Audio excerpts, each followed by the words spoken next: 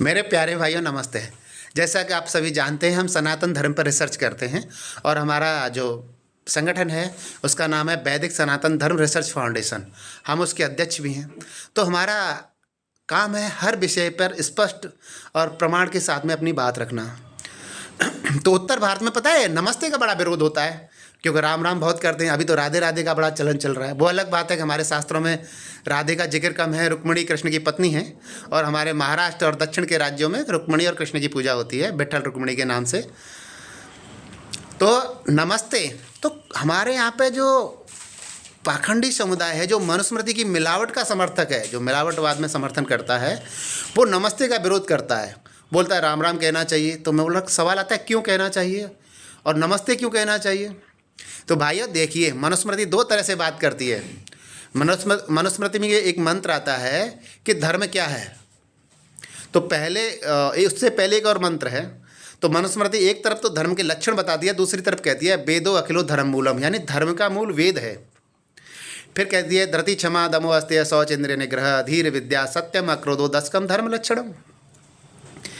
तो ये धर्म के 10 लक्षण हैं जो धारण करने पड़ते हैं और उसको कहते हैं धर्म। धर्म का जिक्र एक बार महाभारत में भी आया है, जब भीष्म शैया पे पड़े होते हैं और पांडव उनसे प्रश्न करते हैं कि धर्म क्या है।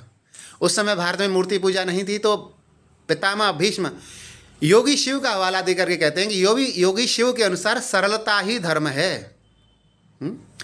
अब मैं फिर से आ जाता हूँ कि धर्म क्या है। तो मनुस्मृति में एक तरफ तो धर्म की ऐसी अकाट्य बातें की गई हैं जिन्हें कोई काट ही नहीं सकता। दूसरी तरफ मनुस्मृति में 712 के बाद में जब हमारे ब्राह्मण समुदाय, कुछ ब्राह्मण समुदाय पर जब सब पे जजिया लगा, इन पे नहीं लगा, ये लोग बिक गए, इन्होंने शास्त्रों में मिलावट शुरू की। तो पता है इन्होंने लिखा है मनुस्मृति में कि वेद मंत्र किसी शूद्र के कानों में नहीं जाने चाहिए, जबकि हमारा धर्म कहता है जन्म से सभी शूद्र पैदा होते हैं।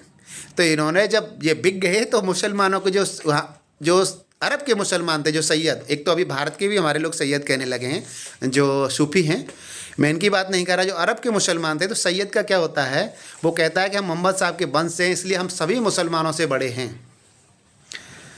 और चाहे वो कितना भी गया गुजरा है वो बड़ा होगा। तो ये जो बिके हुए हमारे ब्राह्मण समुदाय के लोग थे, उनको ये परंपरा बड़ी अच्छी लगी। तो उन्होंने कहा हम भी जन्म से श्रेष्ठ रहे और जातिवाद को सनातन में घुसा दिया। तब ये मनुस्मृति में लिखते हैं कि शूद्र के कानों में अगर वेद के मंत्र चले जाएं तो कील ठोक देनी चाहिए, और अगर जिब्या से कोई शूद्र वेद के मंत्रों का उच्चारण कर दे तो जीभ काट लेनी चाहिए।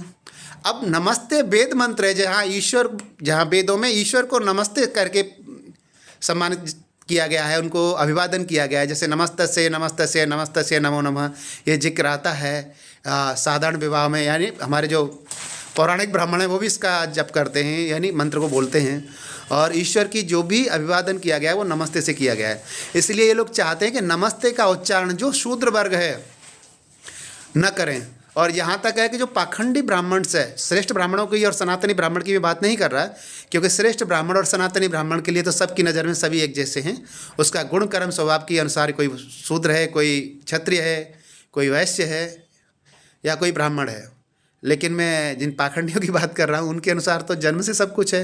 वैसे जातिवाद हमारे सनातन का हिस्सा नहीं है। तो ये कभी चाहते नहीं कि जो शूद्र है वो वेद मंत्र का उच्चारण करे, इसलिए ये सदैव नमस्ते का विरोध करते हैं। अरे कोई काम कर रहा है तो राम का भी नाम लीजिए, लेकिन अभिवादन राम के नाम से नहीं होता, नमस्ते से होता है। राम का अभिवादन कैसे करोगे आप? क्या राम जी कभी सामने मिल जाए तो राम राम करोगे उनसे? उनसे तो नमस्ते ही करना होगा। अरे कोई भी काम करना है राम का नाम लेके करिए, कुछ भी चीज़ करनी है राम का नाम लेके करिए, लेकिन अभिवादन क्या होगा? वो नमस्ते है। तो राम अलग हैं, नमस्ते अभिवादन शब्द है, नमस्ते कोई व्यक्ति नहीं है। और राम एक व्यक्तित्व हैं जिन्हें हम पुरुषोत्तम श्री राम कहते हैं, जिसके अनुसार जो पुरुष की व्याख्या है, मानव की व्याख्या है, वो राम के जीवन पर आधारित है। प्रणाम प्रभु राम को, क्योंकि उनको पुरुषोत्तम राम का नाम दिया गया, पुरुषों में सबसे उत्तम, न्याय नीति में सबसे आगे। अच्छा नमस्ते भाइयों, बस इतना ही कहूँगा, लंबी हो जाएगी बात।